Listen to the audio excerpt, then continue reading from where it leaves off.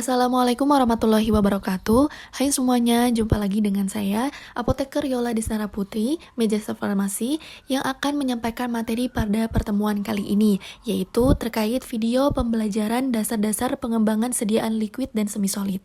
Pembahasan yang pertama yang akan kita pelajari yaitu terkait sediaan liquid atau cair, yang mana pada pendahuluannya, suatu larutan dalam bidang farmasi merupakan sediaan cair yang mengandung satu atau lebih bahan kimia yang melarut dalam suatu pelarut yang sesuai atau campuran sistem pelarut tercampur.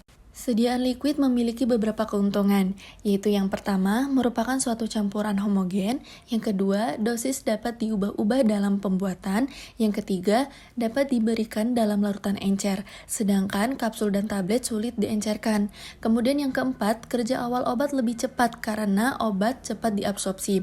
Yang kelima, mudah diberi pemanis, bau-bauan, dan warna, dan hal ini cocok untuk pemberian obat pada anak-anak.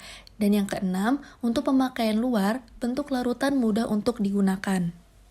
Tidak hanya keuntungan, sediaan liquid juga memiliki beberapa kerugian, yang mana diantaranya itu yang pertama, volume bentuk larutan lebih besar, dan yang kedua, ada obat yang tidak stabil dalam larutan, dan yang terakhir, ada obat yang suka ditutupi rasa dan baunya dalam suatu larutan.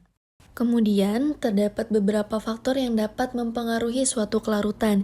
Yang pertama, sifat polaritas zat terlarut dan pelarut. Yang kedua, konsolvensi. Ketiga, sifat kelarutan. Keempat, temperatur. Dan yang kelima, salting out dan salting in. Keenam, pembentukan kompleks. Dan yang terakhir yaitu ukuran partikel. Dan mari kita pahami bersama satu persatu terkait faktor yang dapat mempengaruhi suatu kelarutan. Yang mana yang pertama itu tadi, sifat dari solut, zat terlarut, dan solvent sebagai pelarut. Zat terlarut yang sifatnya polar akan mudah larut dalam solvent yang polar pula. Misalnya seperti garam-garam anorganik larut dalam air. Sedangkan zat terlarut yang non-polar larut dalam solvent yang non-polar pula. Misalnya seperti alkaloid basa yang pada umumnya senyawa organik larut dalam kloroform. Dan yang kedua yaitu konsolvensi, yang mana sebagai zat penambah kelarutan. Konsolvensi adalah peristiwa kenaikan kelarutan suatu zat karena adanya penambahan pelarut lain atau modifikasi pelarut. Misalnya luminal tidak larut dalam air, tetapi larut dalam campuran air dan gliserin. Yang ketiga yaitu kelarutan. Zat yang mudah larut memerlukan sedikit pelarut, sedangkan zat yang sukar larut memerlukan banyak pelarut. Kelarutan zat anorganik yang digunakan dalam farmasi umumnya itu ada dua. Yang pertama, dapat larut dalam air, semua garam klorida larut, kecuali AgCl, PbCl2, Hg2Cl2. Semua garam nitrat larut kecuali nitrat basa. Semua garam sulfat larut kecuali seperti BaSO4, PbSO4, dan CaSO4. Dan yang kedua yaitu tidak larut dalam air. Semua garam karbonat tidak larut kecuali K2CO3, Na2CO3. Semua oksida dan hidroksida tidak larut kecuali KOH, NaOH, BaO, BaOH, dan semua garam fosfat tidak larut kecuali K3PO4 dan Na3PO3.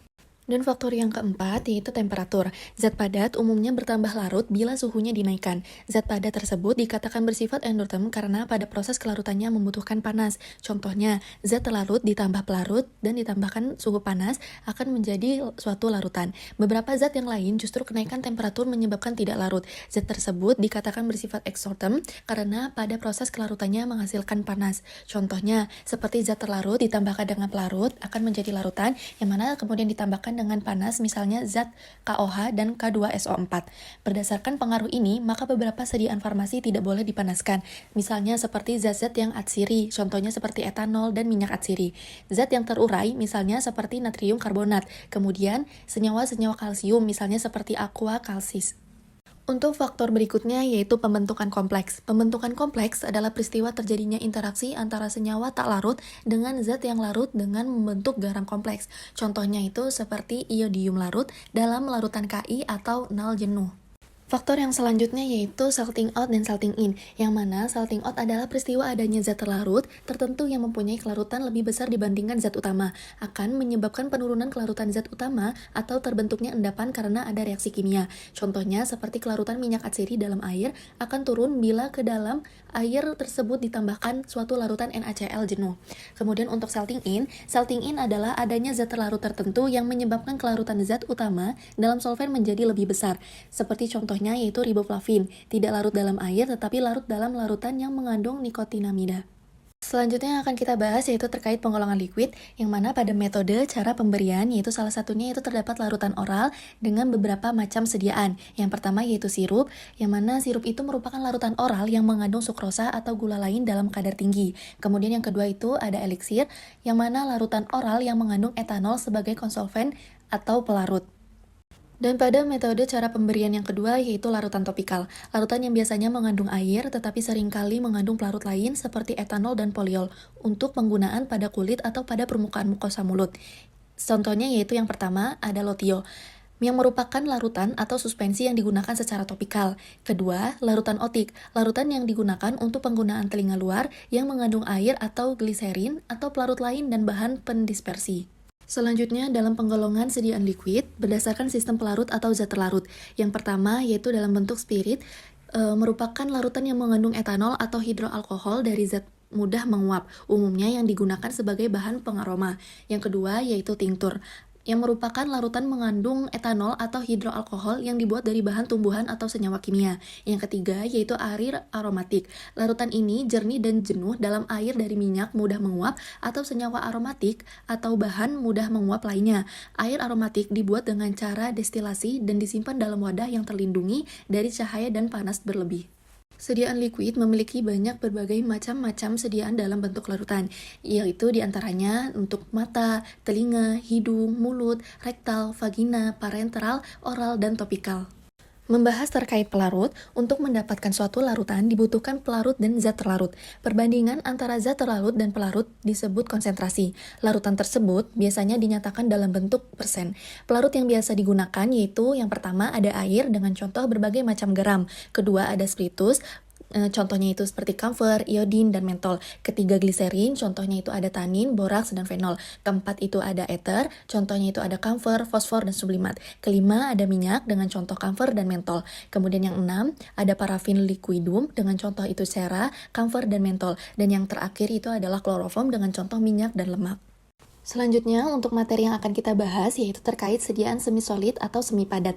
Dalam pendahuluannya, sediaan semi-solid dalam bidang farmasi merupakan produk topikal yang ditunjukkan untuk aplikasi pada kulit atau membran mukosa untuk mencapai efek lokal dan kadang efek sistemik pada lokasi aplikasi. Umumnya, sediaan semi-solid suatu elemen struktural kompleks terdapat dua fase yaitu minyak dan air. Yang mana yang pertama itu ada fase kontinu yaitu sebagai fase luar dan yang kedua itu ada fase terdispersi sebagai fase dalam.